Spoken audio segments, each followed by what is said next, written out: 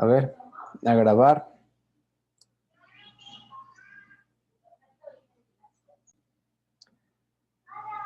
Súper.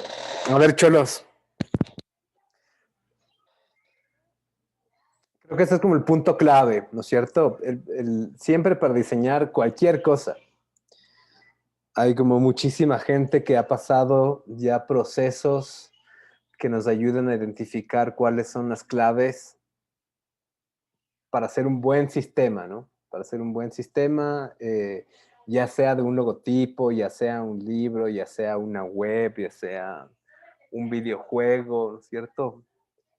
¿Se acuerdan ustedes cuáles eran las heurísticas de Nielsen? ¿Cuáles eran o alguna de las heurísticas de Nielsen que las vimos aplicadas? Ustedes me imagino que la vieron con la Carlita el semestre pasado en web. Las vimos aplicadas a los videojuegos. ¿Se acuerdan alguna de las características de las heurísticas de Nielsen? Eran 10, ¿no? ¿A quién se le quedó grabado alguna de ellas?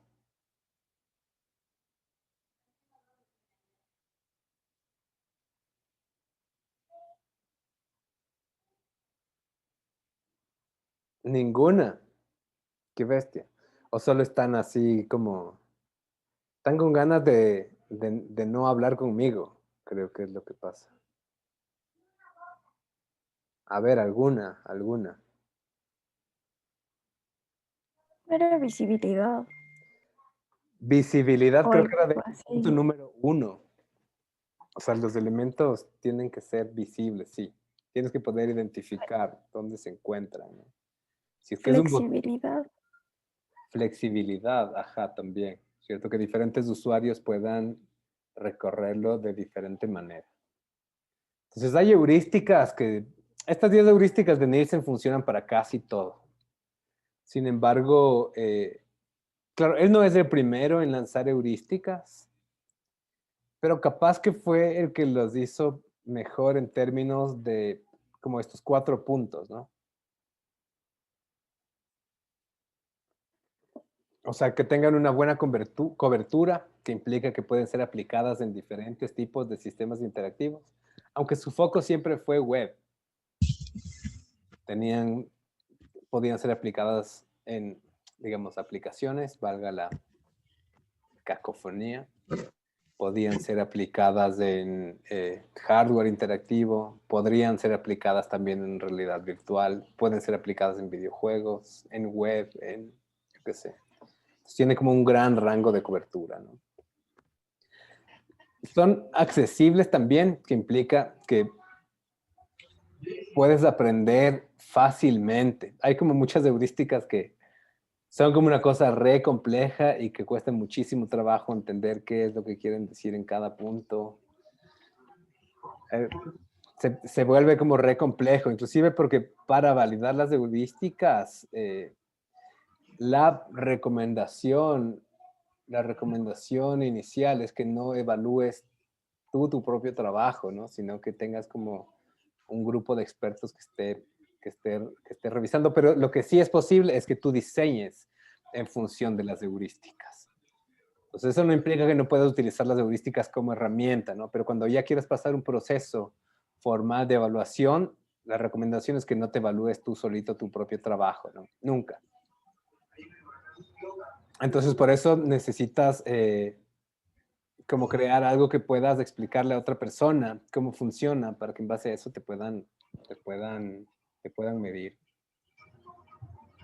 Después es que sean independientes del hardware, ¿no? O sea, que funcionen más allá de cuál es el tipo de computadora, cuál es el tipo de interfaz, cuál es el tipo de, de, de mouse, de teclado, ¿no es cierto? Que es como una de las grandes ventajas de las heurísticas de Nielsen, que funcionan independientemente del navegador, de la computadora que tengas, es bastante completa en ese sistema, agnóstica del hardware, ¿no?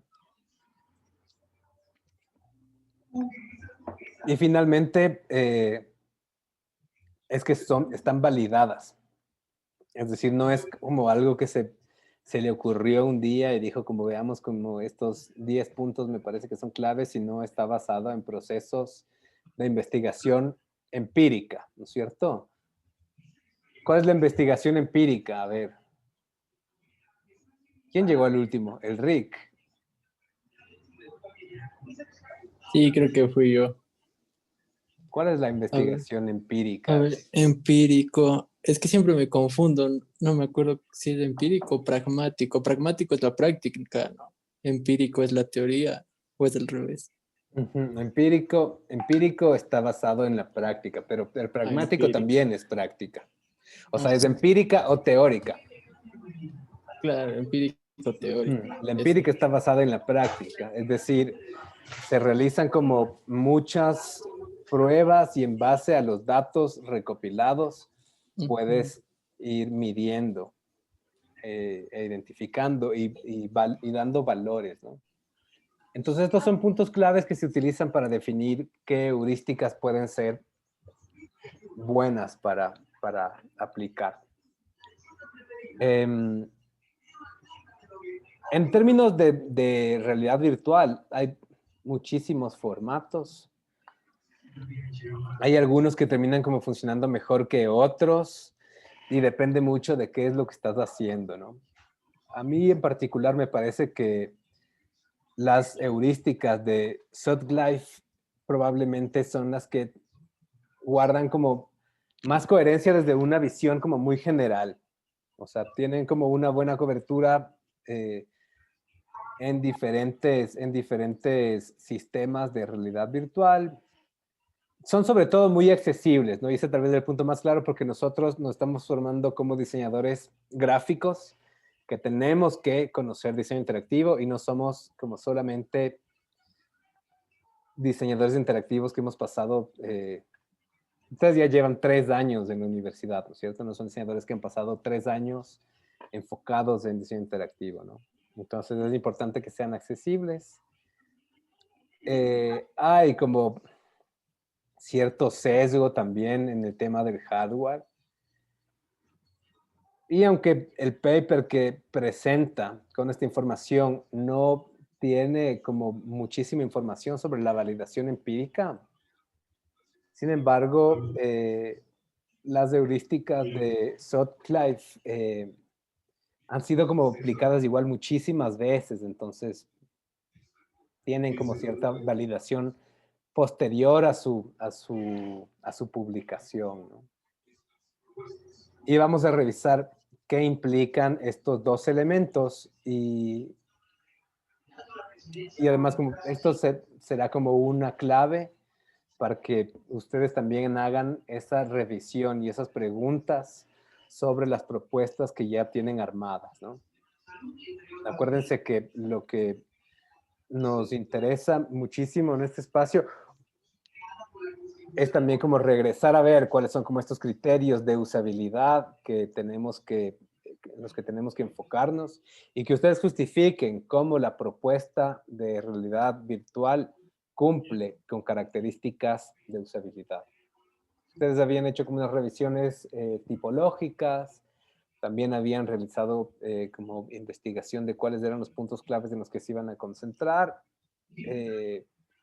Con respecto a la usabilidad y a los retos del diseño en el VR, pero es importante también que hagamos como barridos por términos que son generales.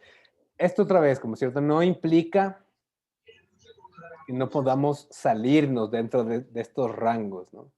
Y vamos a revisar sobre todo, creo que los primeros 3 elementos hablan muchísimo de la expectativa del usuario y de la coherencia que pueden tener con sistemas basados en metáforas de la realidad, ¿no? Eso no significa que no podamos salirnos de ahí, sobre todo en este ejercicio.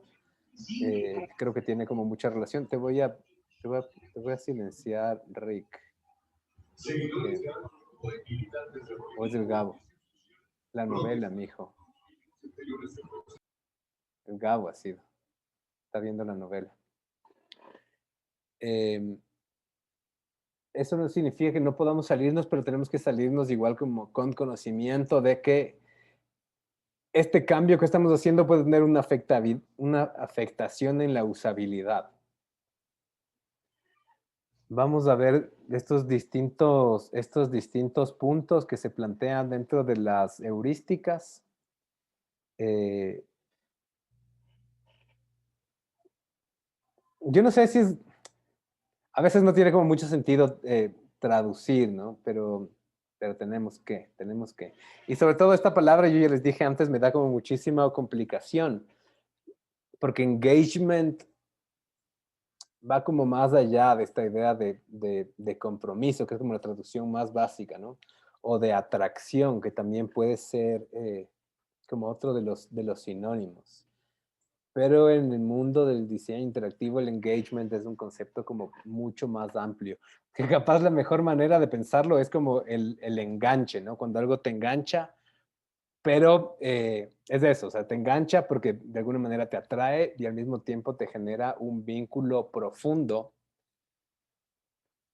En este caso vamos a definirlo como compromiso natural, ¿no? Ese es el natural engagement, que significa saber si es que se están empatando las expectativas que tiene el usuario con, con esta construcción virtual que estamos generando, ¿no? Entonces hay como una lógica de entender si es que la interacción a la que le estás sometiendo a tu usuario guarda relación con los elementos naturales del entorno, ¿no? Ese es como el punto número uno. Eh, por otro lado, también tiene que ver con lo atractivo, ¿no es cierto? Resulta atractivo para el usuario o tiene como esa capacidad de resultar atractiva esta experiencia para el usuario. Ahí hay que tener en cuenta que la interpretación de esta heurística va a partir de cuál es el sentido de presencia de mi usuario, ¿no? Y cuál es cuáles, cuáles son esos elementos que para el usuario son atractivos, ¿no? Que son comprometedores, que son enganchadores. Entonces es clave también identificar hacia quién nos estamos dirigiendo finalmente, ¿no? Acuérdense que nosotros hablábamos como mucho de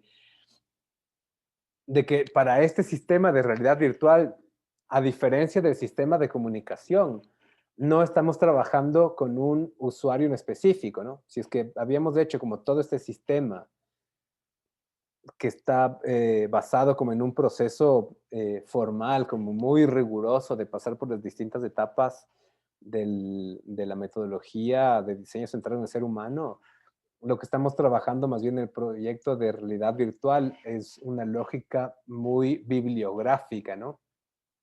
De hacer una lectura de cuáles son las recomendaciones de los distintos teóricos sobre los sistemas interactivos y a partir de esa lógica vamos construyendo una experiencia que pueda ser usada por la mayor cantidad usada por la mayor cantidad de usuarios otra vez.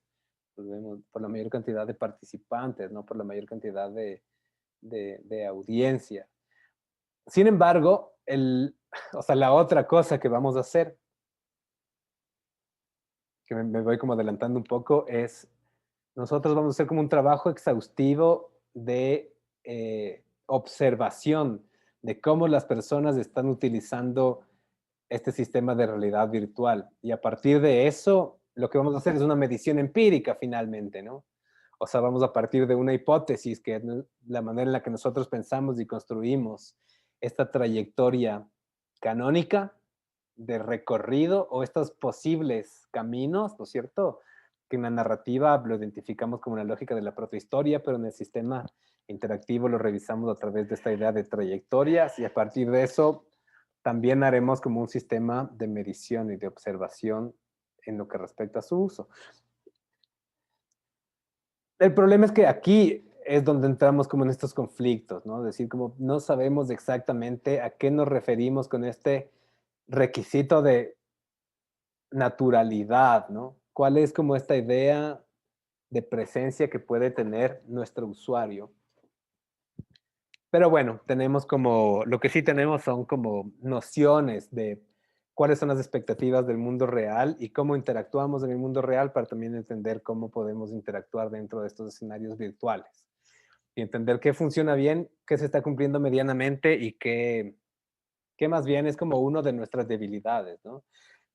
Que nuevamente, yo lo que siempre les recomiendo, ¿no es cierto? Como en todos los procesos de evaluación, y este es como un proceso de autoevaluación, es que siempre sean como súper críticos, ¿no?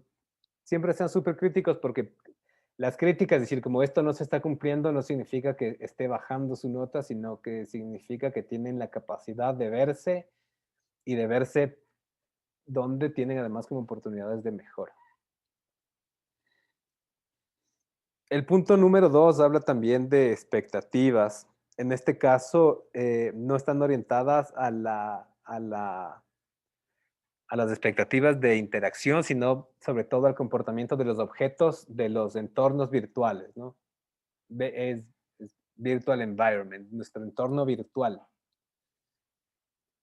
Entonces, si es que pensamos en cuáles van a ser las acciones que, o sea, más que las acciones, ¿no? Los comportamientos que puedan tener los objetos, orientados sobre todo a las tareas y a las acciones que tienen que realizar los usuarios, también vamos a hacer que la usabilidad sea mucho más clara para nuestro usuario, ¿no? ¿Cuáles son las tareas? Creo que tenemos que partir pensando desde ahí. ¿Cuál es la tarea que tiene que realizar nuestro usuario? ¿Cuál es el objetivo? ¿No es cierto? Siempre pensamos como desde los objetivos. Y a través de los objetivos vamos definiendo pistas de interacción. Entonces, ¿cuál es el objetivo que tiene que cumplir nuestro usuario para que tenga como todo lo que nosotros queremos que tenga, ¿no? Para que tenga como toda esta narrativa, para que tenga toda esta experiencia, para... ¿Cómo vas a ver cuáles son estos objetivos y cuán relacionados están igual nuevamente con esas expectativas, ¿no? Cómo se van comportando en función de los objetivos y de las tareas, el entorno virtual que nosotros creamos.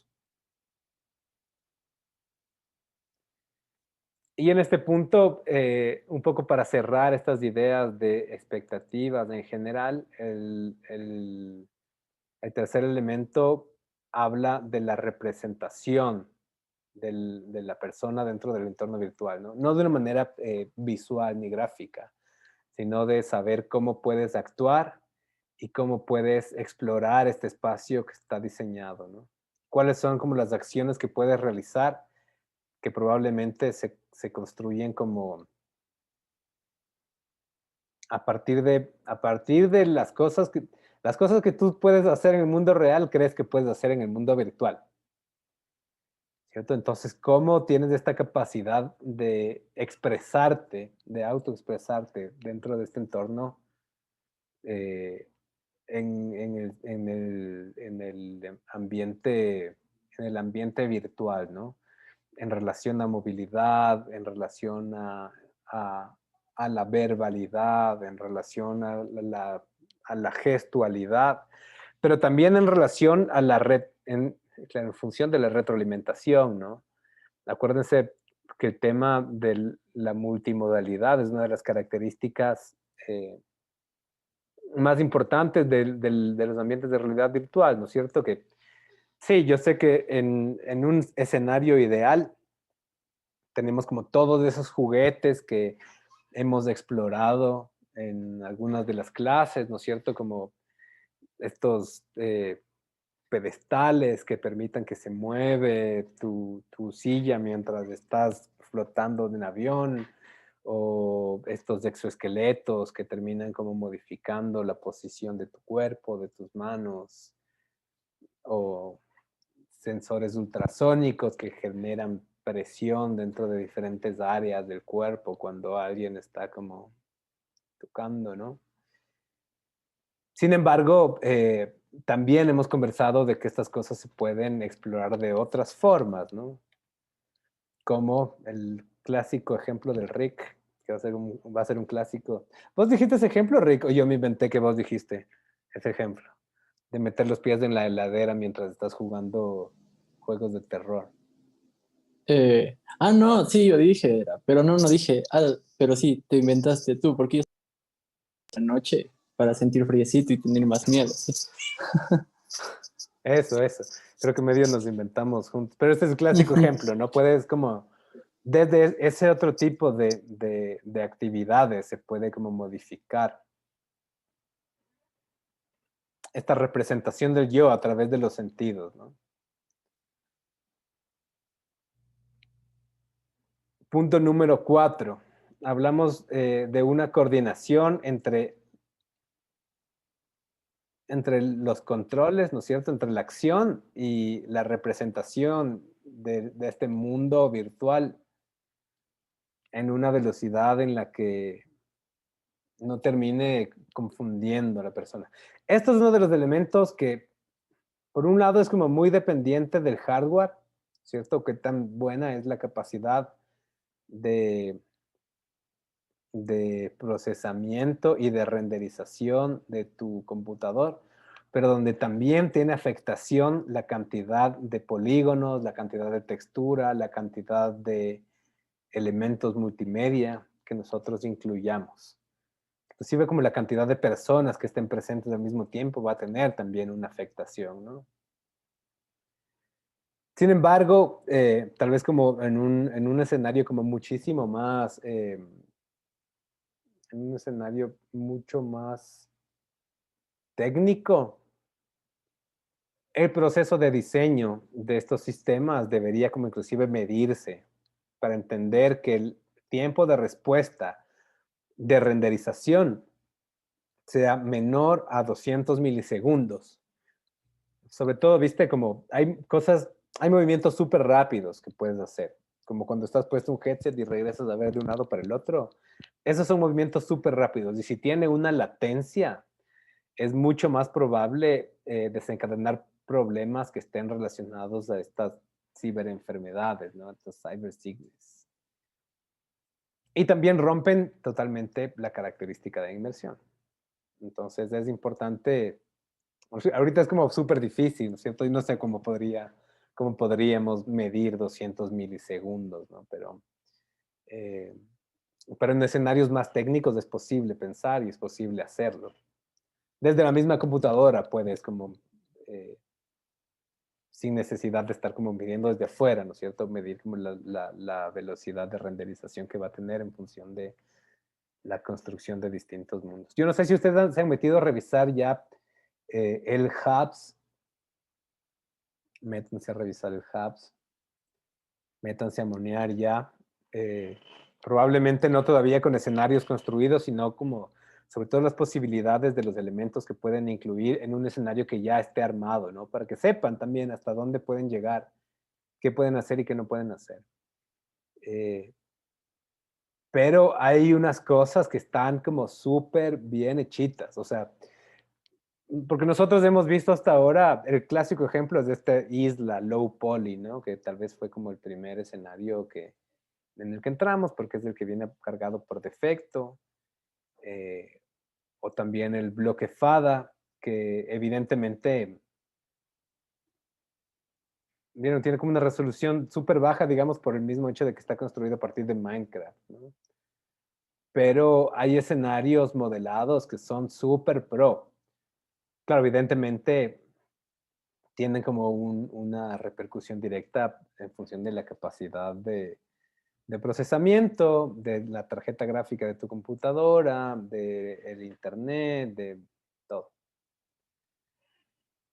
Vamos a ver que la retroalimentación realista es también como un componente súper importante. En este caso, necesitamos entender cuáles van a ser como los efectos de las acciones que realicen, ¿no? Esto sobre todo cuando pensamos en que puede haber como una interacción explícita, ¿cierto? Hablamos, si se acuerdan, como la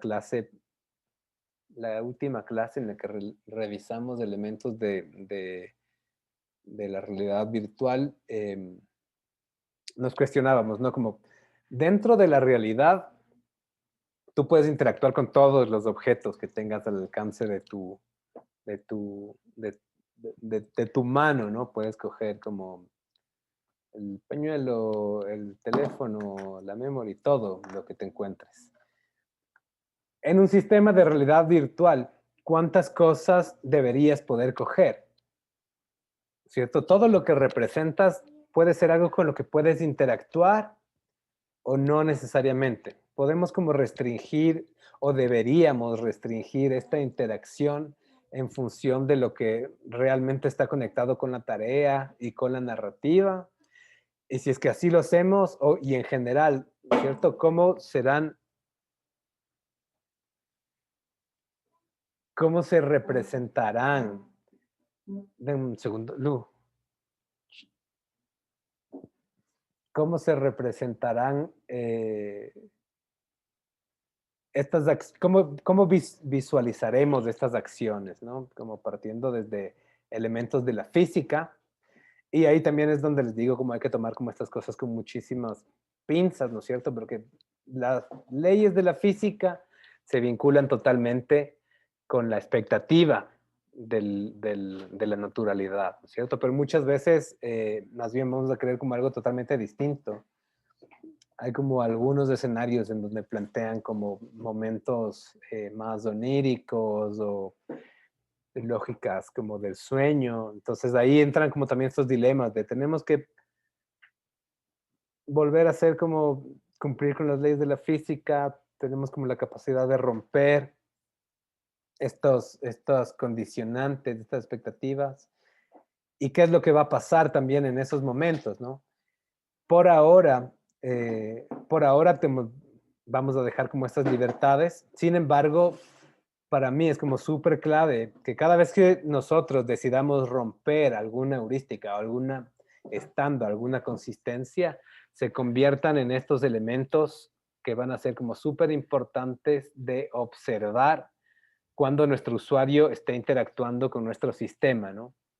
Porque después sabemos de cierta forma que es lo que debería pasar, ¿no? Lo que empieza a cumplir con los estándares y lo que empieza a cumplir con las heurísticas son los elementos que deberían estar más resueltos. Lo que debería estar como casi asegurado de que funcione, ¿no? Si es que hacemos elementos que son visibles, deberían poder verlos. Si es que hacemos elementos que sean flexibles, deberían tener como esas capacidades de interactuar, ¿no? Como suelen decir, pero cuando rompemos heurísticas o cuando rompemos en general cualquier tipo de estándar o de guideline debe ser cuando más atención prestemos para analizar. Y luego vamos a puntos de vista, ¿no? Puntos de vista que incluyen como todo el rango de visión, que hablan de la posición frente al espacio, que implican como la capacidad de moverse y de regresar a ver, ¿no es cierto? Ahí hablábamos que tenemos como estos 6 grados de libertad en un escenario como completo de realidad virtual.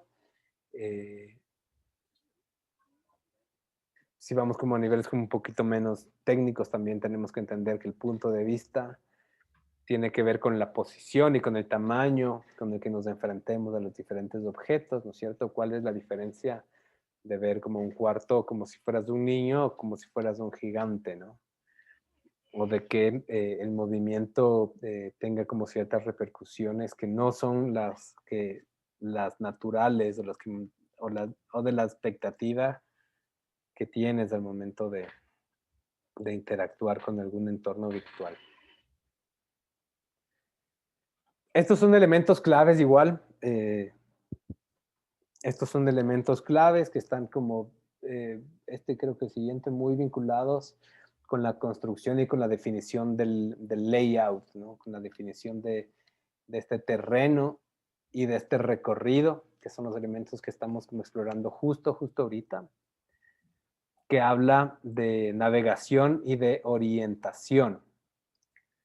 Primero, como permitirle al usuario entender dónde está y hacia dónde tiene que ir, ¿no? Hay un vínculo directo también con el tema de objetivos y tareas, ¿no es cierto? ¿Dónde estoy? ¿Hacia dónde voy? ¿Hacia dónde tengo que regresar a ver? Tengan como...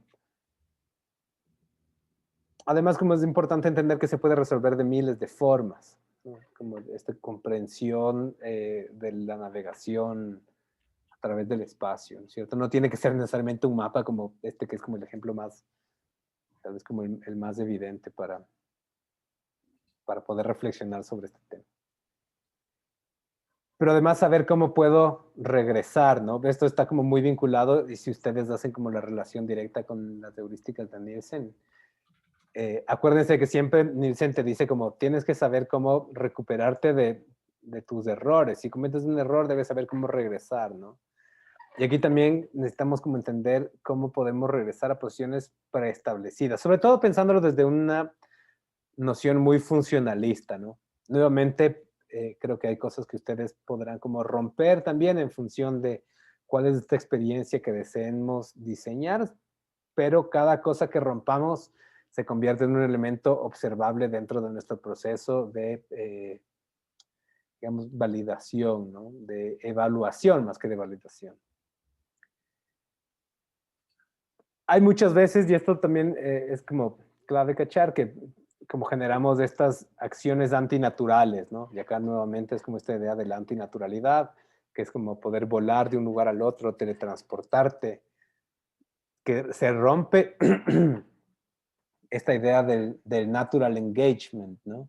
Porque no son acciones que están como vinculadas a lo que esperas del mundo real. Entonces, se producen como estos distintos desequilibrios, como cuál debe primar el natural engagement frente a la capacidad de navegación y orientación. No hay realmente una definición, ¿no?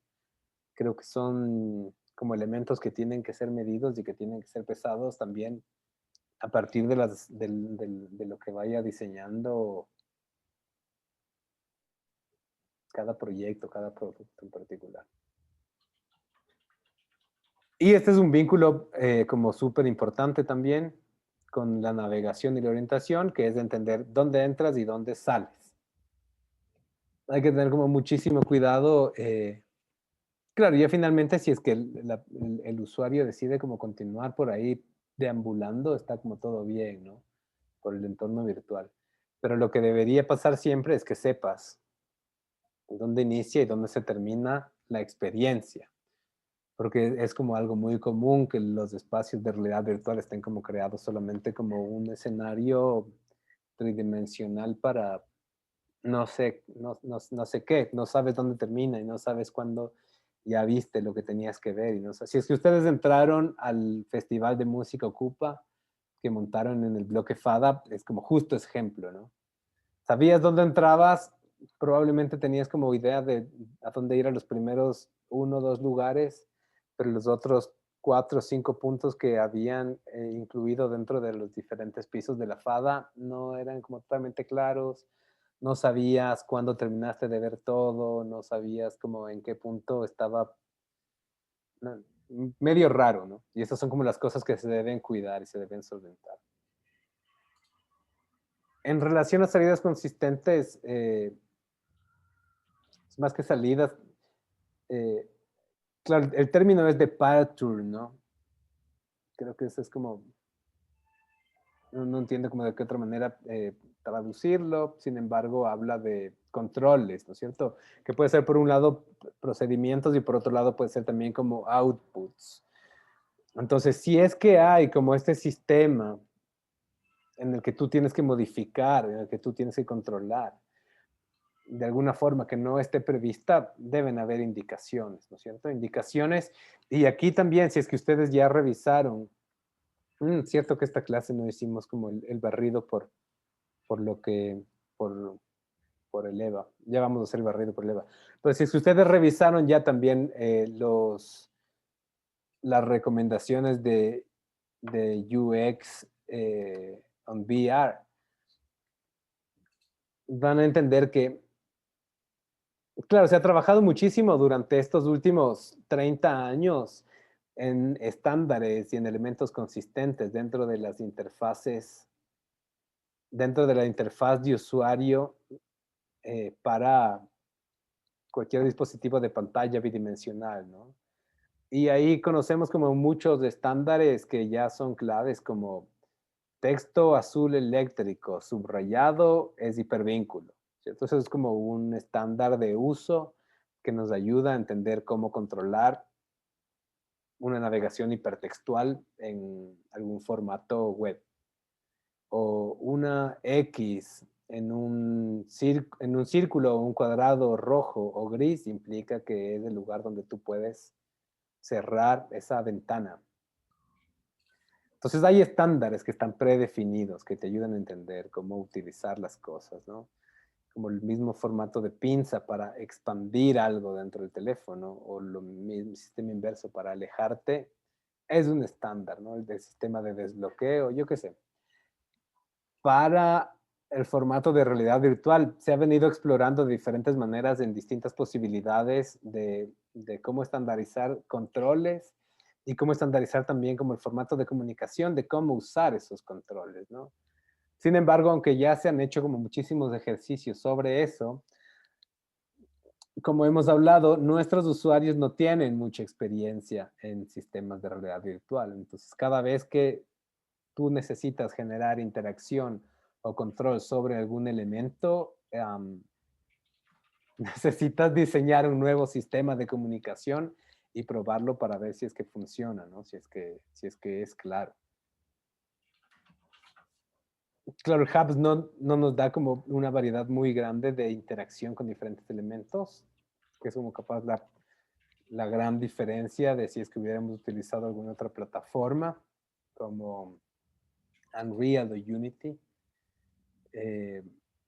Pero sí, estamos contando también un poco limitados a eso, pero hay algunas acciones que se pueden realizar y que si es que ustedes prueban y revisan, pueden encontrar que hay muchos vínculos con las historias y con las acciones que están planteando, ¿no? Podría ser interesante revisar si es que alguna de esas cobra algún sentido dentro de los ejercicios. Y esta se vincula mucho, ¿no? El apoyo al aprendizaje se vincula mucho con las salidas de controles. Que deben haber como pistas claras de cómo utilizar, que si es que al final la pista no es tan clara, el objeto debe tener como la capacidad de explicar cómo puede ser usado, ¿no? Entonces, interacciones que sean relacionales, o sea, que se relacionen con cosas que ya haces en el mundo real, ¿no? Que cumplan estas expectativas, que sean fáciles de usar, que optimicen el tiempo. Y acá hay como otro punto que es súper interesante, que son la toma de turnos, ¿no? El turn taking. Yo no sé si ustedes se acuerdan, eh, lo revisamos nosotros dentro de probablemente primera o segunda semana relacionada a la adyacencia de pares, ¿no? ¿Cómo se produce la toma de turnos cuando dos personas interactúan en un chat de WhatsApp? ¿Cómo sabes cuándo responder? ¿Cómo sabes cuándo esperar? Tal vez es un poco más claro en un chat de dos personas en WhatsApp. Cuando empiezas a dialogar en un grupo se vuelve una operación como un poco más compleja, ¿no? Pero de alguna manera también vas entendiendo en función de pequeños sistemas de retroalimentación, como entender quién está escribiendo, ¿no? O la misma cuestión semántica de la conversación. Sin embargo, en otros escenarios colaborativos, como por ejemplo el mismo Zoom, es súper común que alguien esté hablando, espere a que el otro responda, se demora un poco, vuelves a hablar, nos interrumpimos los dos a la vez y se produce como un fenómeno y un error, ¿no? de comunicación que de alguna manera tenemos que identificar cómo solucionar.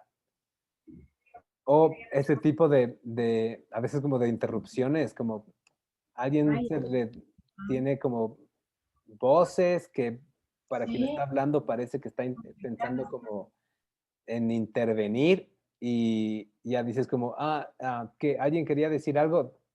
Son como, la toma de turno se ha vuelto como mucho más compleja, ¿no es cierto? En este tipo de escenarios. Es como cuando dos personas se encuentran en la calle y empiezan como a bailar para ver por dónde pasar.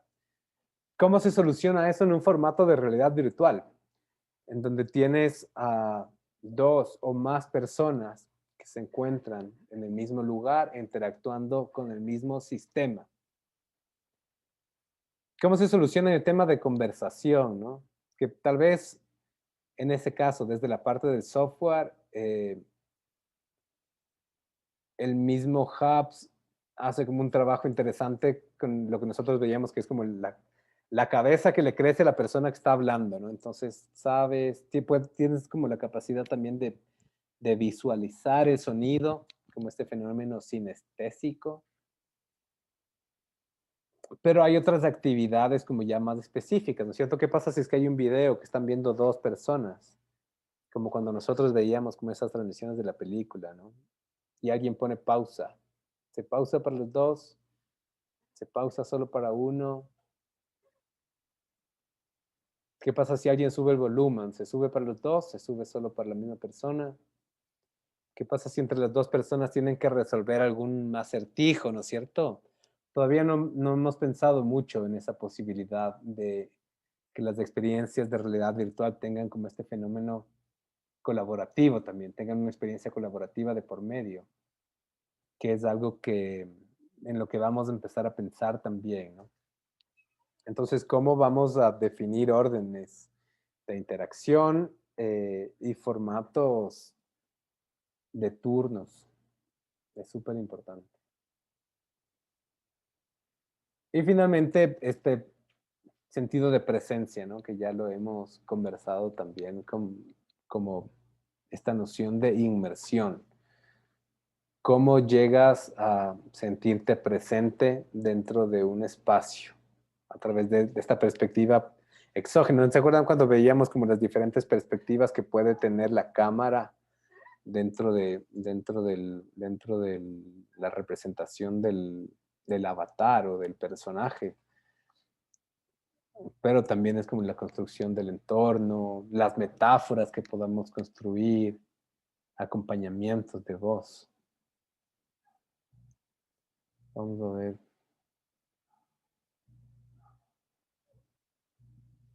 Hay un par de ejemplos de dos sistemas interactivos que tienen como esta lectura, ¿no es cierto? En función de estos 12 puntos, tal vez un poco para ver si es que queda, si es que conseguimos clarificar un poco más. Vamos a ver si quieren estos dos ejemplos. El uno se llama, los dos son sobre relajación, relajamiento, descanso y relajamiento, que forman parte de un artículo. Pero antes vamos a ver cuáles son como las cosas que están presentes. Yo no sé si es que tienen alguna duda hasta acá, mis cholos. Si no tienen dudas, asumimos que todo está comprendido.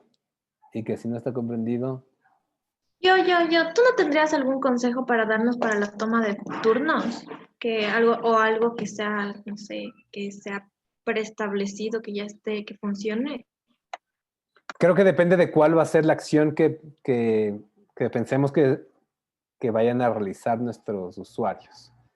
Dependiendo de cuál es la acción, verás, la manera más fácil de resolver estas cosas es observando qué es lo que pasa en la vida real.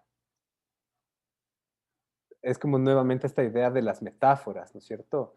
Cuando tú diseñas un sistema interactivo, la manera más fácil de resolverlo, o no sé si la más fácil, ¿no? La manera más fácil de usarlo, tal vez no la más fácil de resolverlo, es realizándola como una acción que sea como, que sea súper clara para tu usuario.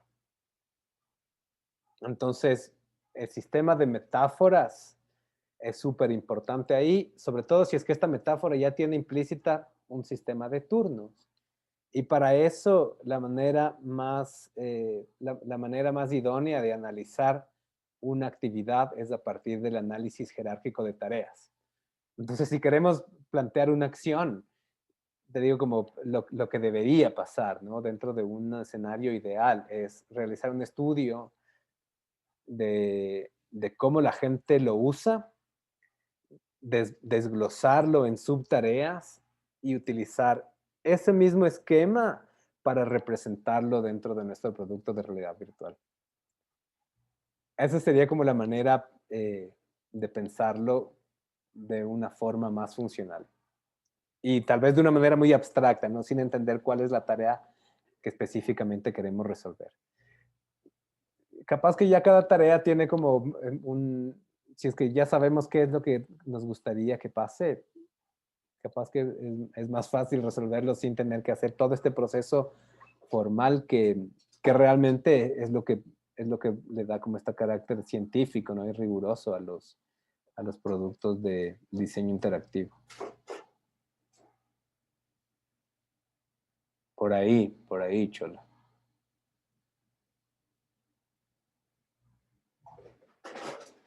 A ver. Ujú. La clase de hoy están igual como estos dos elementos. El uno es un blog que hace como esta revisión de las heurísticas y que es justo el que tiene este, es justo el que tiene este análisis. Por si quieren volver a revisar el trabajo sobre Yana y Rest and Relaxation, que son los dos videos que vamos a ver. Sin embargo, eso está basado en el paper del 2004 de las heurísticas de Sutcliffe, que es de acá. Entonces, aquí también hay una descripción mucho más exhaustiva, bueno, no sé si mucho más exhaustiva. Hay una descripción de las características que define, pero lo que también está presente es formato de evaluación y después casos de estudio, donde nuevamente podemos revisar cómo se están analizando.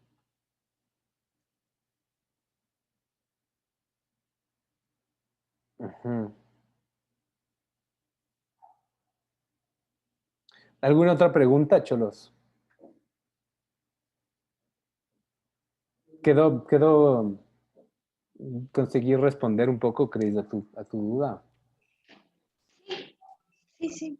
Ya. Otra cosa es que si el hoops permite todo lo que estamos proponiendo.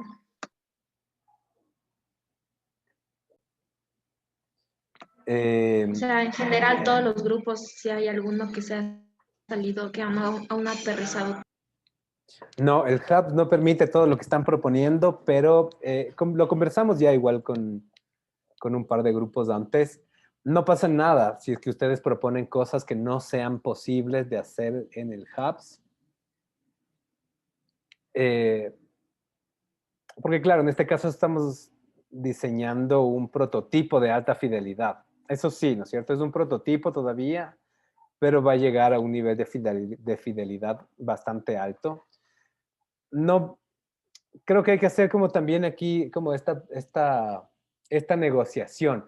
A mí no me gustaría que se limiten en función de lo que pueda hacer la herramienta. Me parece como súper bien que propongan cosas que inclusive no puedan ser realizadas necesariamente en el tiempo ni con la tecnología que tenemos, pero que al mismo tiempo entiendan cómo esta cosa que estoy proponiendo, que es, digamos, como irrealizable en este tiempo y en esta tecnología, voy a poder presentarla y voy a poder prototiparla y explicarla en el Hubs.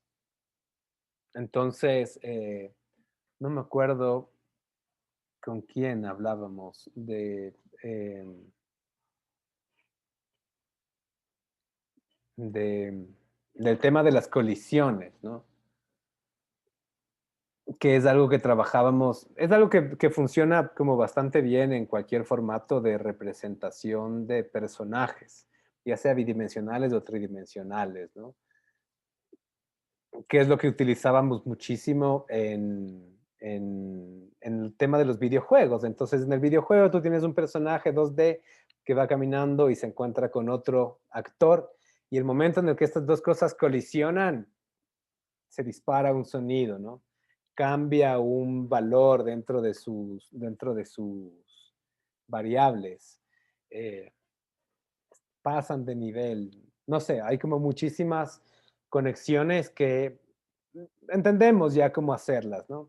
En el Hubs no podemos trabajar a partir de esos formatos. Igual, creo que otra vez, si es que ustedes quieren, o sea, podrían hacer como los prototipos también en Unreal o en Unity. Sí, les va a tomar un poco más de tiempo, pero van a poder llegar a hacer cosas más interesantes en función de los conocimientos de programación que ya tienen, capaz es como solo sintaxis nueva que tengan que aprender. Si no, está todo bien, ¿no? Si no, la otra alternativa que tenemos es si queremos que suene algo cada vez que nuestro usuario atraviese una puerta, la otra opción que tienes es utilizar el concepto de Wizard of Oz, ¿cierto? ¿Se acuerdan cuál era este prototipo de Mago de Oz? Que significa que tú como Mago de Oz estás como operando cosas sin que, sin que él sepa. Entonces tú eres la persona que está poniendo play a los sonidos cada vez que atraviesa como esta puertita. Y te da el efecto de que sonó mágica y automáticamente, ¿no? Y algorítmicamente, si quieren. Entonces debe haber una negociación ahí de por medio, de que se pueda vivir la experiencia, ¿cierto? No vamos a decir como, nos gustaría que pase esto, pero como es demasiado para esta plataforma, no lo vamos a hacer y ustedes tienen que imaginárselo. Sino, pueden dejarlo como propuesta, pero al mismo tiempo deben resolverlo de alguna manera que pueda ser percibible, de alguna manera en la que, como, eso es lo que queríamos hacer, pero lo solucionamos así para términos del Hubs y se sigue viendo bien, se sigue sintiendo bien y experimentando bien, aunque no es el ideal.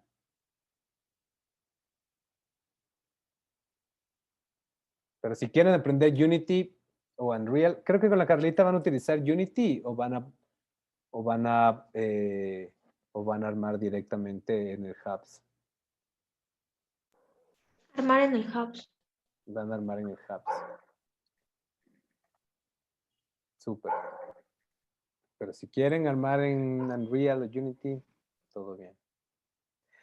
De hecho, mañana podemos tener, mañana podríamos hacer, mañana en el Big Bang Fest van a estar presentando información sobre Unreal Engine.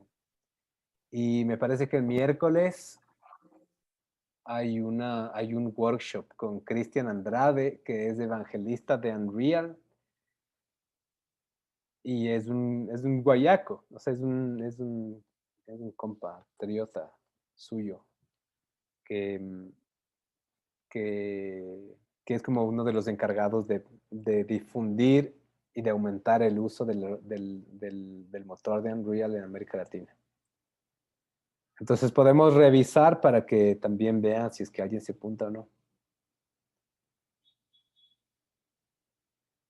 Súper.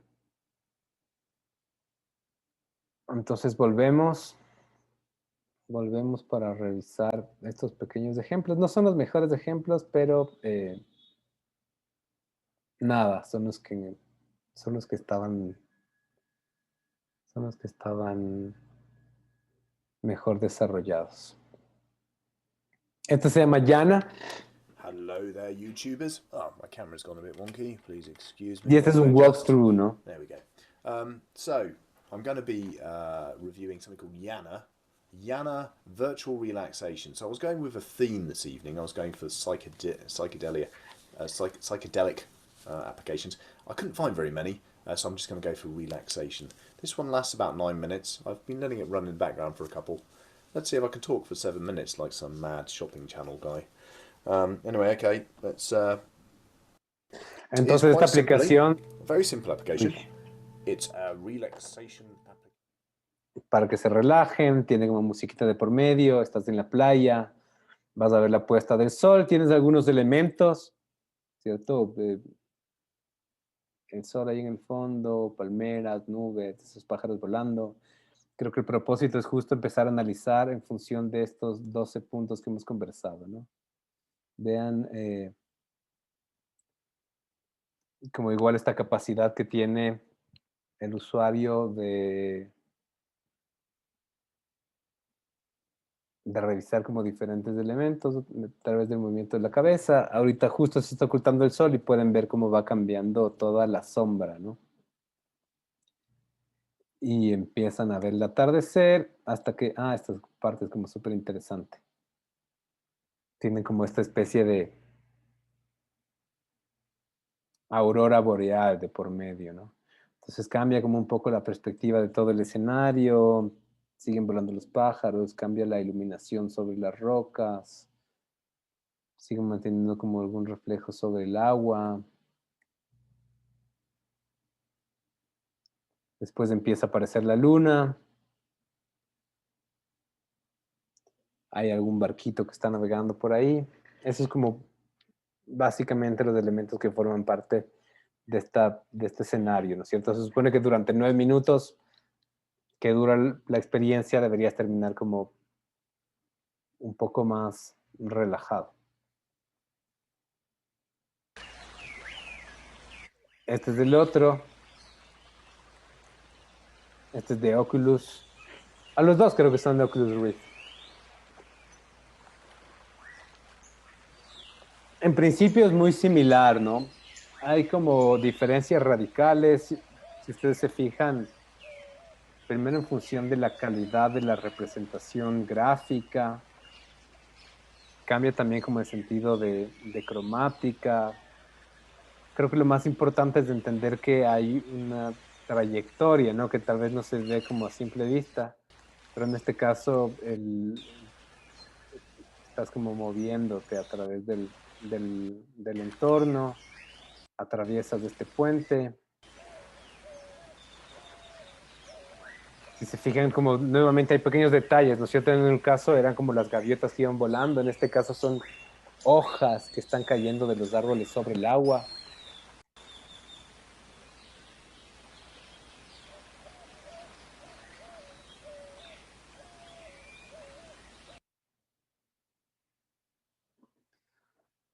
En función de esos principios hay como esta lectura, ¿no es cierto? Que no es, en este caso no es un análisis muy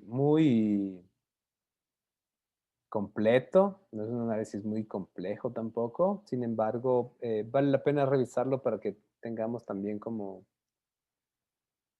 más recursos, ¿no? Y estoy seguro que ustedes pueden hacer análisis muchísimo más interesantes de, tal vez no algo que esté pasando todavía, pero sí de lo que esperen que pueda llegar a pasar.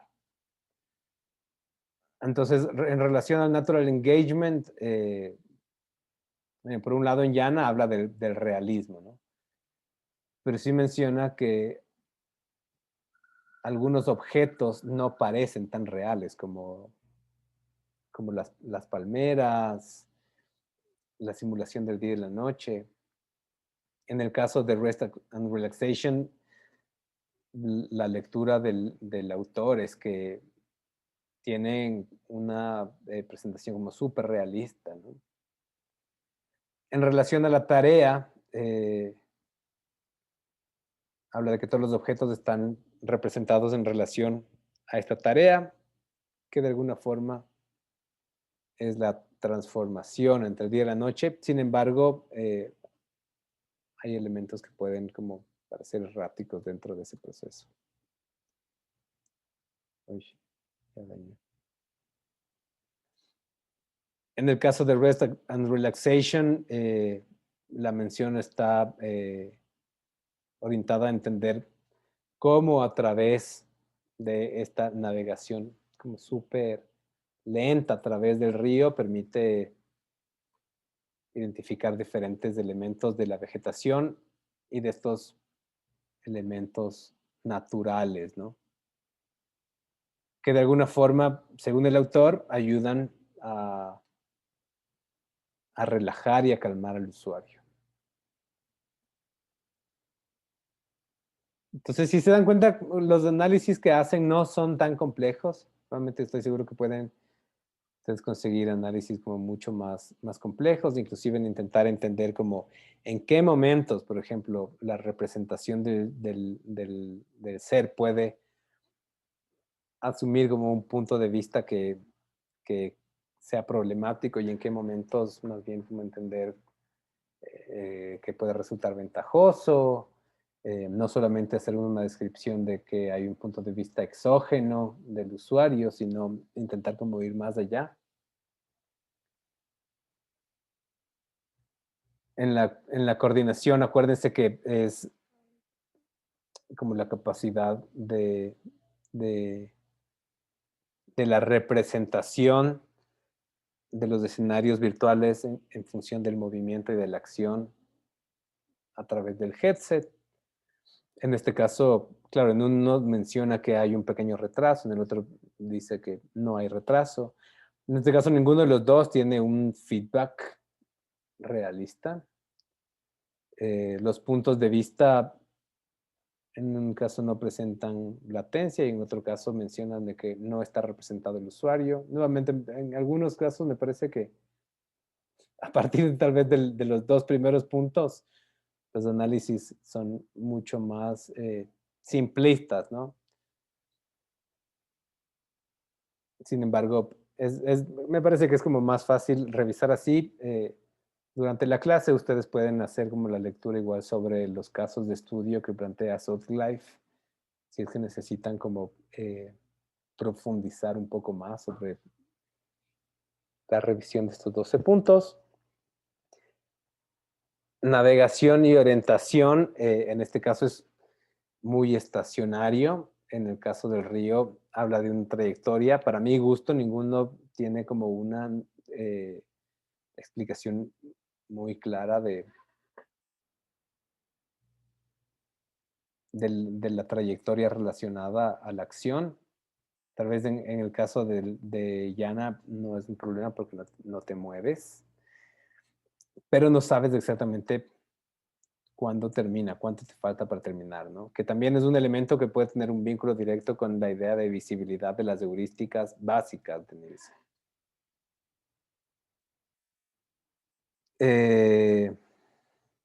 Como estas salidas consistentes, salidas en relación como a los controles. No hay controles en ninguno de los dos porque no hay nada que controlar del entorno virtual.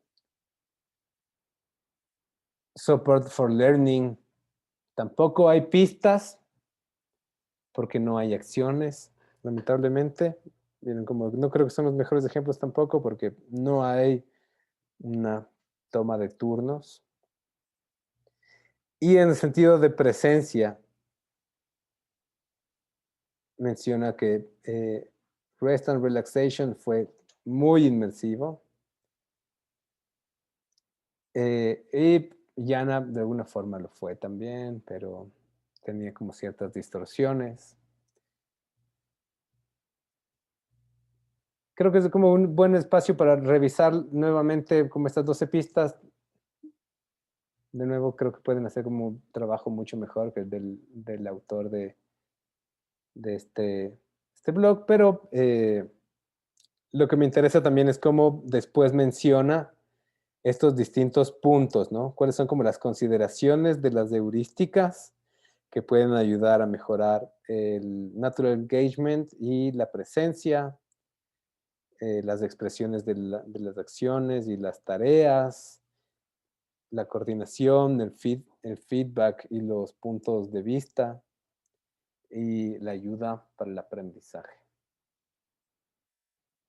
Entonces, ahora un poco lo que tenemos pendiente es revisar en función de nuestra propuesta estos 12 puntos, hacer como un barrido, ármense una tabla y vayan como identificando cuáles son las cosas que tienen sentido, cuáles son las cosas que no aplican, cuáles son los lugares en donde podrían también como darles más énfasis, potenciales mejoras. Y la otra cosa que vamos a hacer es, mientras ustedes van trabajando en esto, vamos a revisar ya cuáles son como todos estos productos que vamos a presentar a la Dirección de Comunicación de la UEA para que puedan hacer difusión de nuestro sistema de comunicación a través de sus redes oficiales. Eso es algo que debemos entregar hoy, mañana, en estos 2 días, ¿no? ¿Preguntas, cholos?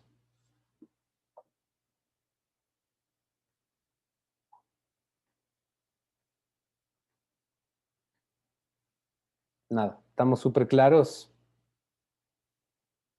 Sí. Plan. ¿Quién nos está faltando? Mm.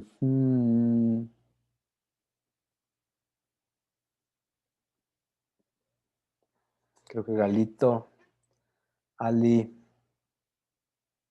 el Josu. ¿Dónde está el Josu?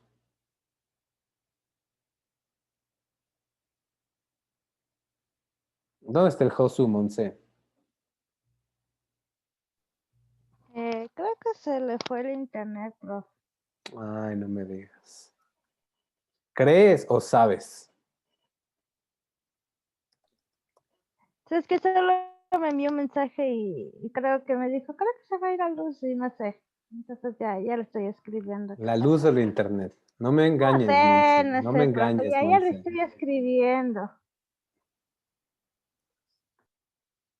No me engañes, verás. ¿Qué crees? Que yo nací ayer. Ya nació ayer, profe.